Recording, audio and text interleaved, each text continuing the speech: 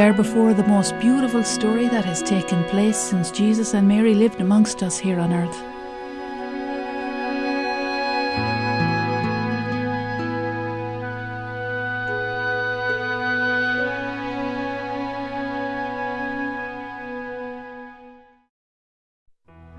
Where is Garabandal and what is it? Garabandal is an isolated village with a population of about 300 people in the Cantabrian mountains of northwestern Spain. The village is imbued with supernatural serenity and beauty. On June 18, 1961, 4 girls, Conchita González, Jacinta González and Mariloli Mazón, who were 12 years old at the time, and Maricruz González, who was 11, were playing together in the village when they heard a sound like thunder. They were frightened and raised their heads to see where the noise came from. Suddenly, they saw before them the beautiful, resplendent figure of an angel. After a few brief moments and without a word, he disappeared. During the next few days, the angel continued his visits, during which he looked at them in silence and smiled. The people of Garabandal began to meet with the girls in the evening to pray the rosary while they waited for the angel to appear.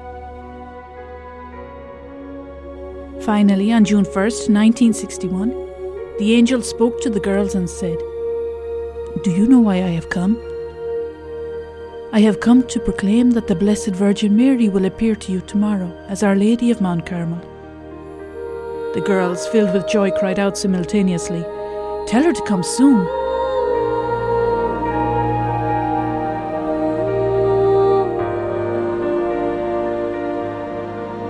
On June 2nd, in those days the feast day of the Visitation, at around 6 p.m, the girls were in the Calleja, a stone path, when the Blessed Virgin appeared to them with the child Jesus and 2 angels. The girls recognized one of them as the angel who had appeared to them previously, who was later identified as Saint Michael the Archangel. The other was almost completely identical. Above the Blessed Virgin, to the right, there was an eye which the girls called the Eye of God. Without fear, the girls began to speak with the Blessed Virgin. They told her about their families and the work they did in their houses or in the fields, and the Blessed Virgin Mary smiled at them. Conchita said that it was as if her own mother had been gone on a long trip and had just come home. They prayed the rosary with the Blessed Virgin, who taught them to pray the rosary well. When the Blessed Virgin said she had to leave, the little girls pleaded with her to stay. To console them, she promised that she would return the following day. She did return, not only on the following day, but on hundreds of occasions, sometimes appearing several times during the day or the night. The girls knew when Our Lady was going to appear to them, thanks to what the girls themselves called the llamadas, or interior calls.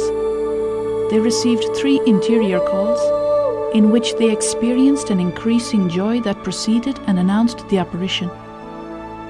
After the 3rd interior call, the joy was so intense that they began to run from wherever they were towards the place of the apparition. They arrived almost simultaneously and fell onto their knees abruptly in an ecstatic trance. In August of 1961, the girls began to walk during their ecstasies. With their eyes fixed upwards, they walked forwards and backwards throughout the village. During the first apparitions, the girls offered pebbles to the child Jesus, whom the Blessed Virgin sometimes brought with her, because they wanted to make him laugh. The child did not take the pebbles, but our mother did. She kissed them and requested that they be given to certain people after the ecstasy. The onlookers soon began to give the girls numerous religious objects for Our Lady to kiss. Or when the girls were not present, they left the objects on tables next to the girls' houses, which were placed there for that very purpose. There was no way for the girls to know to whom each article belonged. Even so, during the ecstasies, with their faces always turned upwards and with their eyes fixed on heaven, guided by the vision, in all of the thousands of times that they returned rosaries, medals, wedding rings and other religious objects to their owners, they never made a mistake. On a certain occasion, the girls were surprised to find a powder compact among the objects to be kissed by the Blessed Virgin. They doubted whether to present to her a seemingly secular object. But when the Blessed Virgin arrived, the first thing she asked to kiss was that compact, saying that it belonged to her son. When the ecstasy ended, the owner of the compact revealed that during the Spanish Civil War, the compact had been used to take the Eucharist to prisoners and to those who were about to be executed. During the ecstasies, our little protagonists always brought a crucifix which they offered to the onlookers to venerate. They normally held out the crucifix to whomever the Blessed Virgin indicated to the girls. After an ecstasy, Conchita found out that those who had kissed the crucifix, though they weren't dressed as priests, were in reality priests.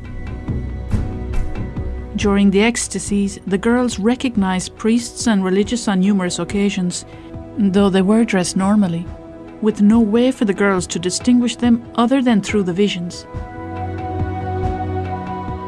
Little by little, as the news was spread by word of mouth, visitors began to arrive from outside of the village, some from outside of Spain. 500 to 3,000 people arrived each day and joined the villagers of Garabandal in prayer as they waited for the apparition.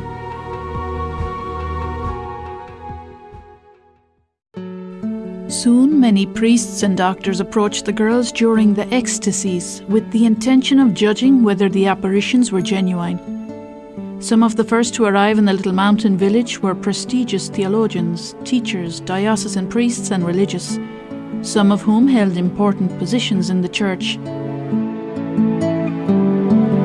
They carried out their theological and doctrinal investigations and examined the girls' lives. They concluded that the girls were perfectly healthy and well-balanced. They did not crave attention, though at the same time, they had not completely overcome their childish ways, which emphasizes the fact that they were completely normal.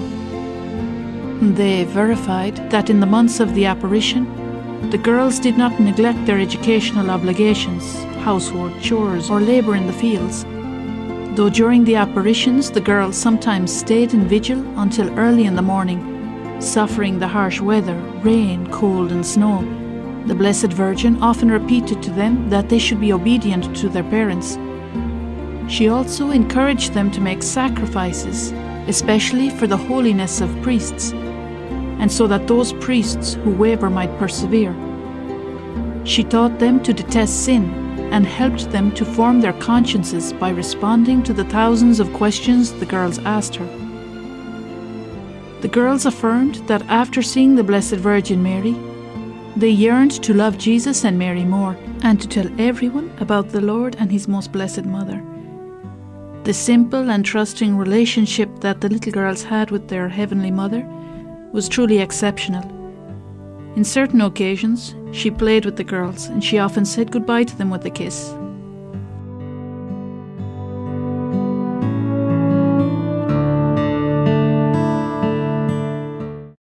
The doctors were astonished to see the strange physical phenomena that accompanied the ecstasies, during which they had absolutely no sensitivity to pain. Even when people poked them with needles or burned them with cigarettes, their bodies acquired extraordinary weight which made it impossible to pick them up or even to force them to make the slightest movement. Their eyes were completely open as they contemplated the apparition.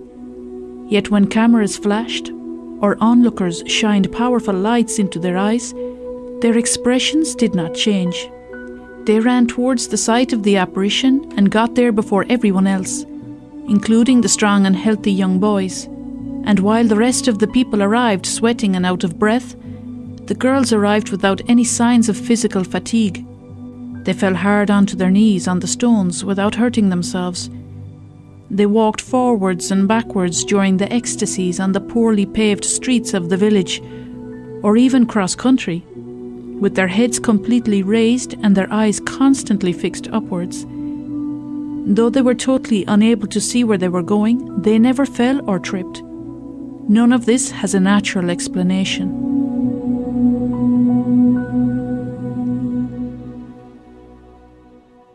Amongst the many priests who went to Garabandal to study the events was Father Luis Maria Andreu, a Jesuit. He and his brother, also a Jesuit, Father Ramon Andreu, moved more out of curiosity than out of a hope to find something serious, visited Garabandal. They were convinced by what they saw that the girls were telling the truth. On August 8, 1961, Father Luis Maria Andreu made a second visit to Garabandal.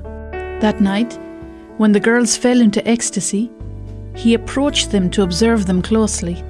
Suddenly, those who were with him saw that an indescribable enthusiasm invaded the priest.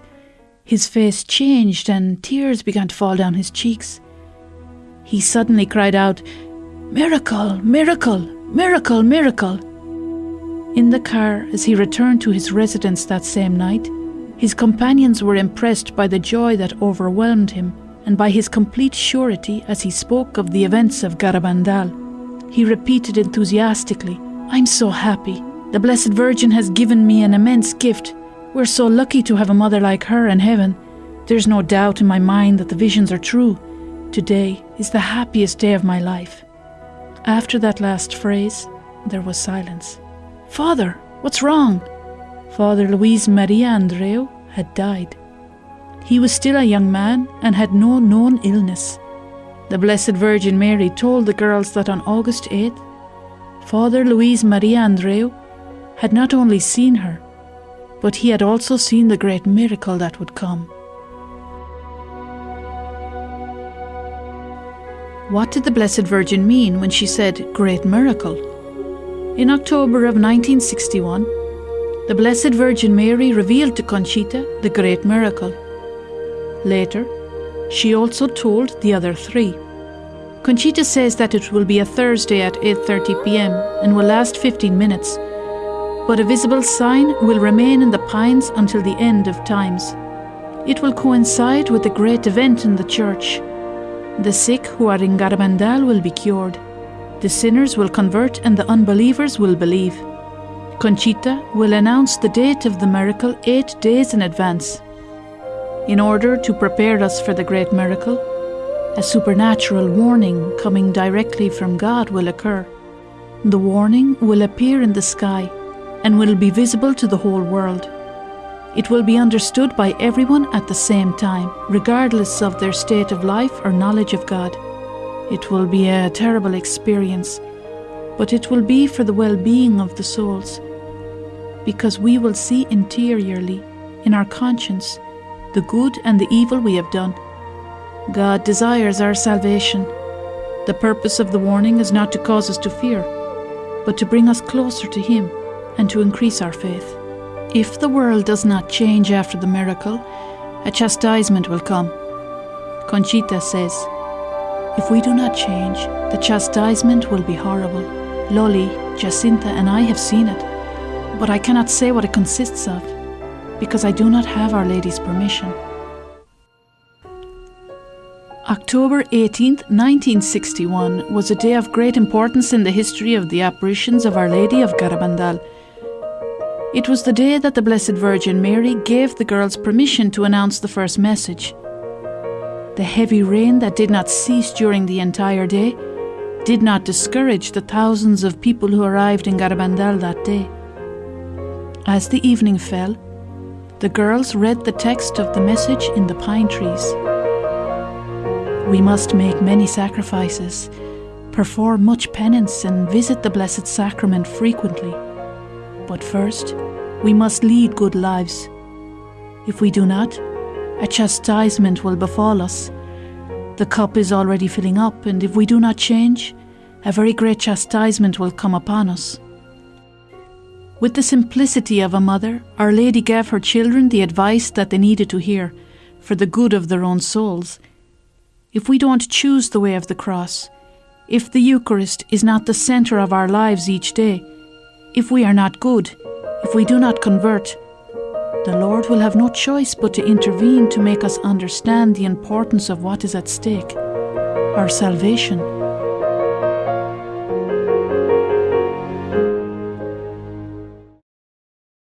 After the girls had proclaimed the first message, They often asked the Blessed Virgin to perform a miracle that would help the people to believe in the apparitions. When there was not Mass in the town, Saint Michael the Archangel would bring the Eucharist to the girls so that they would not miss communion. One day, Saint Michael told Conchita that on a certain occasion he would bring her communion, and the host would become visible on her tongue. Conchita did not think it was a very impressive miracle, because she thought that the host was always visible to those who were present. Conchita announced the date of the miracle 15 days in advance. When the awaited day arrived, there were hundreds of people in the village. The miracle took place on July 19, 1962 at 1:30 a.m. One of the main concerns of the Blessed Virgin in Garabandal was to help us to grow in our love and veneration of the Eucharist. In that sense, it is fitting that the miracle was precisely a Eucharistic miracle. One of the witnesses was able to record on video the brief seconds in which the white host appeared in Conchita's mouth.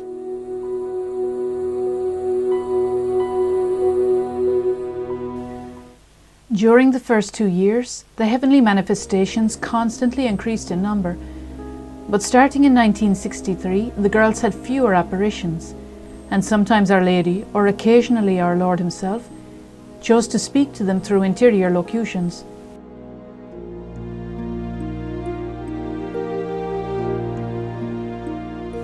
Despite all of this, pilgrims continued to come to Garabandal in great numbers, and many of the pilgrimages came from outside of Spain.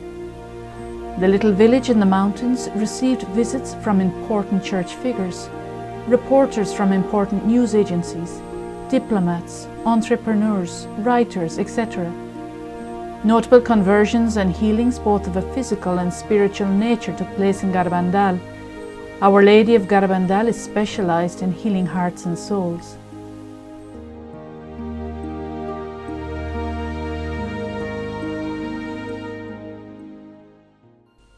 The second message of the Blessed Virgin Mary came on June 18, 1965, only a few months before the end of the apparitions.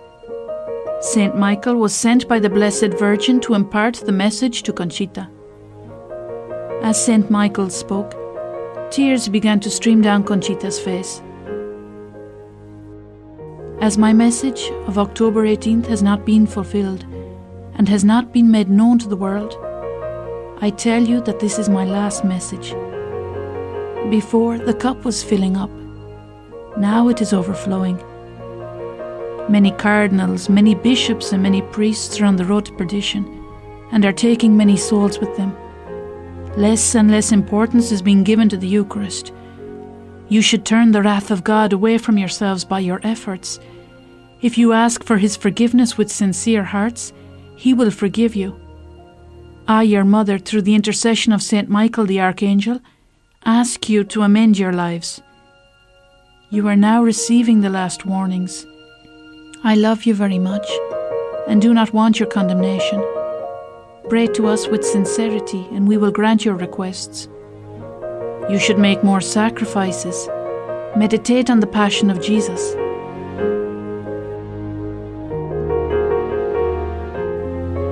The message, though brief, is rich in content and describes the painful situation that the Catholic Church was living at that time, as the Second Vatican Council was about to come to a close. Several months after this message was proclaimed, Pope Paul VI published the encyclical Mysterium Fidei, in which he expresses his grave concern for the doctrinal confusion regarding the greatest treasure that the Church possesses, the Eucharist.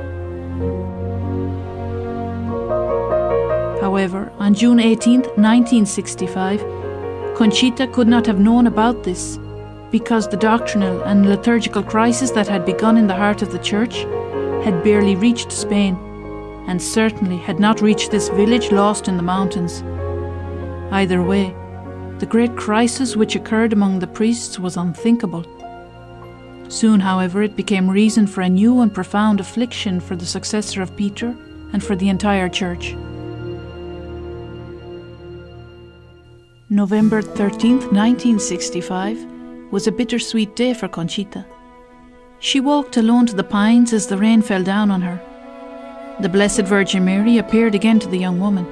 She came with the child Jesus, who was all smiles, but this would be the last time. Addressing Conchita, the Blessed Virgin Mary said, "Conchita, tell me about my children. I have all of them under my mantle. I love you all very much and I desire your salvation. Give all you can and we will help you. This will be the last time you see me here. But I will be with you always and with all my children. Conchita, you should visit my son more often in the tabernacle. Why do you let yourself be led by your laziness to not visit him? He is waiting for you all, day and night." Conchita responded to the Blessed Virgin, "How happy I am when I see you. Why don't you take me with you right now?" She answered, "Remember what I told you on your Saints' Day? When you present yourself before God, you must show him your hands filled with the good works you have done for your brothers and for the glory of God. In this moment, your hands are empty." Those words marked the end of the visible manifestation of Our Lady in Garabandal. The happy moments the girls had spent with their Heavenly Mother had come to an end, but they continued to feel her presence and the impression she had made on their souls. Conchita said that the apparitions left my soul full of peace and joy and gave me a great desire to overcome my defects and to love the Lord and His Most Holy Mother with all my strength. Our Heavenly Mother wants to leave that same impression on all of our souls. The certainty that we have a Mother who is close to us and who looks after us. The desire of conversion that is born in our souls through meditating on the Passion. Love and veneration for the Eucharist, the greatest gift that the Church possesses. The Blessed Virgin Mary will forever be with all of her children. She promises to us the same thing that she promised to Conchita in that last apparition. "We will help you. I will be with you always, and with all of my children.